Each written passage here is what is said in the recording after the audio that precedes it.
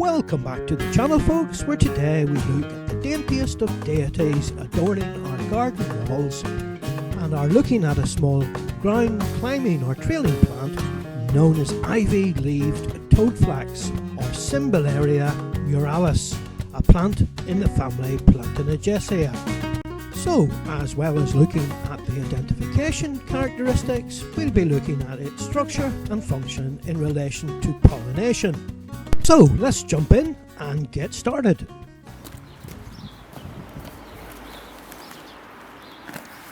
Welcome, folks, to another episode of Wildlife Ranger, where today the plant of the day is a plant known as ivy-leaved toadflax or Cymbalaria muralis. And the clue is in the name, the ivy leaf and muralis. Habitat that we find this little plant in is railway ballast, dry stone, stone walls and mortar. And here we can see it behind me along a length of Yorkshire stone, which is rich in limestone. It's ironic because the plant is a non-native plant, and it's known, or thought to be known, that it was imported into the UK in 1617 on Italian marble. That said, let's now look at the vegetative characteristic, which principally is the leaf, which is easily recognisable on a long stem, and it consists of 5 lobes and resembles ivy and is predominantly non-hairy. That's the principal vegetative characteristic of the plant.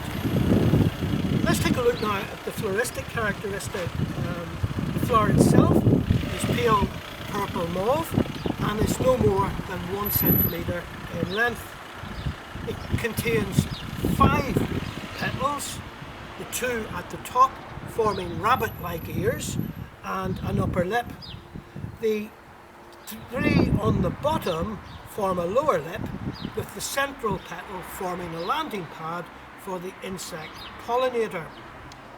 The 2 side petals are conflated in and around the entrance to the flower tube, the nectar tube, and gives the impression of 2 poached egg-like structures either side of the corolla.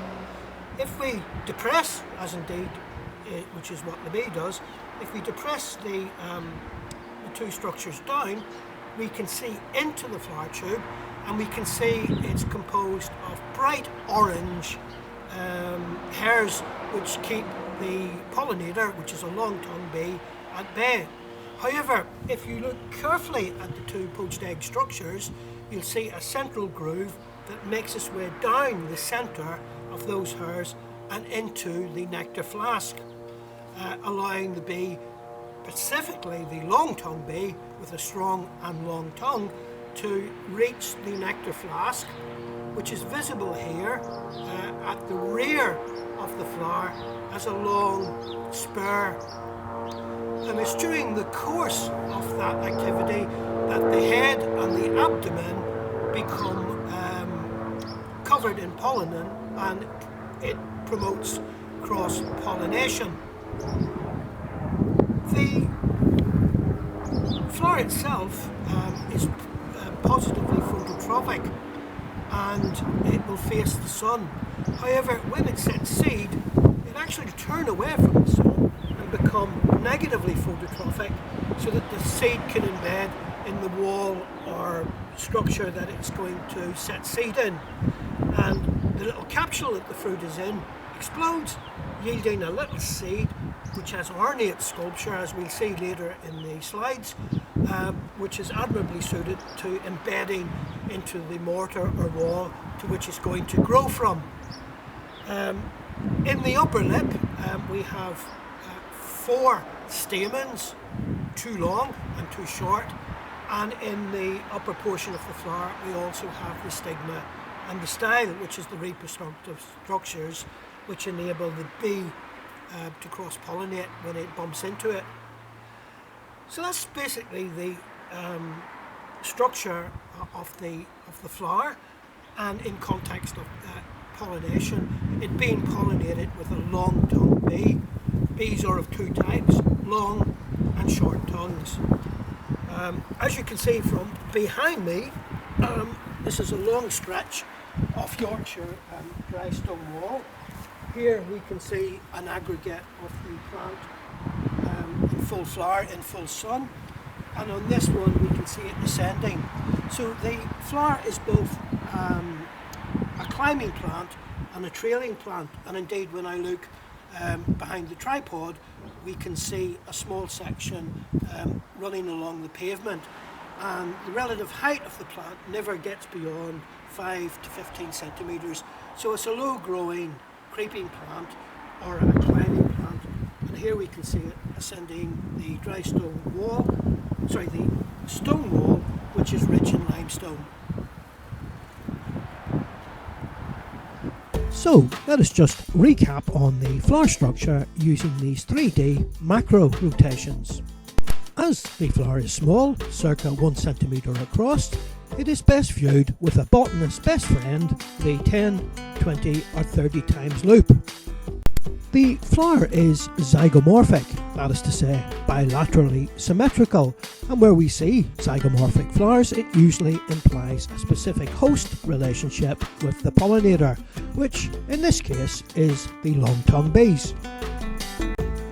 In this image we can just about get an interior glimpse of the flower tube and the dense orange hairs, and if one is to look more closely we will see a groove or channel down the centre in which the insect's long tongue is inserted. Flowers which are pollinated in this way are generally referred to as gullet flowers, such as the Lamiaceae. In this shot we can see the dark violet nectar guides on the upper petal, and if the two yellow-like structures on the lower petals are depressed, like a tongue depressor, we will gain a glimpse into the interior flower tube and out into the nectar flask, which emerges from the back of the plant as a spur.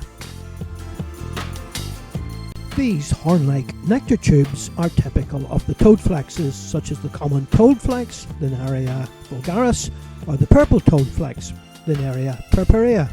In this shot we can see the curved nectar flask adjacent to the 5-pointed sepals, which of course is a destination for every insect's long tongue. In our Red Campion episode we did a brief introduction to the bees as pollinators. So before we look at some more footage of the plant, let us just recap on its background, features and characteristics. Ivy-leaved toadflax is known by a number of common vernacular names, none the least Kenilworth ivy, creeping jenny, Muller of millions due to its vegetative reproduction, Oxford ivy, peddler's basket and pennywort, and as pointed out it is a member of the Plantaginaceae family or the Plantain family. The plant is a non-native which was thought to be imported in Italian marble circa 1617 and has established with little or no harm to UK biodiversity. The Latin binomial is straightforward, with the prefix Cymbalaria derived from the resemblance to the plant's leaves to cymbals. The suffix muralis, generally meaning wall, refers to the plant's habitat, specifically its growth on walls. So let us briefly summarise the floristic and vegetative characteristics. As always, we provide a detailed botanical slide for those of you who may wish to study the plant in more detail, and the slide can be stopped at any point. The plant is a low-growing, trailing or climbing plant of 5 to 15 centimetres. The flowers are approximately 1 centimetre across and are coloured mauve or purple. The flowers are bilaterally symmetrical, i.e. zygomorphic. The flower has 5 petals, 2 form an upper lip with distinct violet nectar guides. The lower petals are conflated at the entrance to the flower tube and have 2 bright yellow-orange splodges. 3 petals form a lower lip, with the mid-petal serving as a landing pad for the insect, and 2 side petals swollen at the corolla entrance with yellow coloration marking an entry point to the flower tube. The plant has 5 pointed sepals of about 2 to 2.5 millimeters. They are pointed, spear-shaped and joined at the bases. It has 4 stamens in the petal tube, 2 long and 2 short, and 1 stigma with the tip swollen. It has 1 ovary, which is 2-celled. The flower generally flowers between May and September. Turning now to the vegetative characteristics of the plant. The leaves are alternate on the stem, kidney shaped to almost rounded, and have 5 to 9 lobes and are long stalked. They are bright green in colour and have a soft fleshy texture. They grow alternatively along trailing or climbing stems that root when they touch suitable surfaces. The leaf shape gives the plant its common name and helps it to cling effectively to walls, rocks and masonry. Turning to the fruits and seed of the plant. Ivy-leaved toadflax has a unique seed dispersal mechanism. As the fruit develops, the flower stalks bend away from light, which is known as negative phototropism, and they direct the seeds into dark crevices. The capsules, which are 2.5 to 4 millimeters in diameter, then explode, yielding many seeds of about 0.8 to 1 millimeters. They are globular, irregularly ridged and black, and the surface sculpture are admirably suited to adhering to walls and mortar. So, let us allow the flower to speak for itself.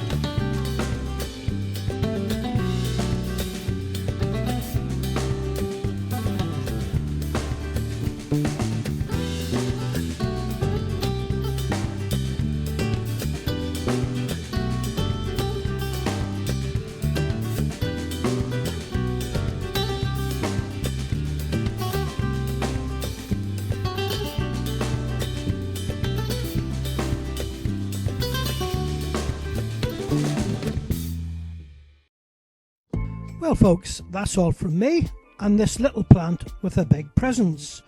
If you have liked or enjoyed this video or found it interesting or educational, please like, share and subscribe to help this channel become successful.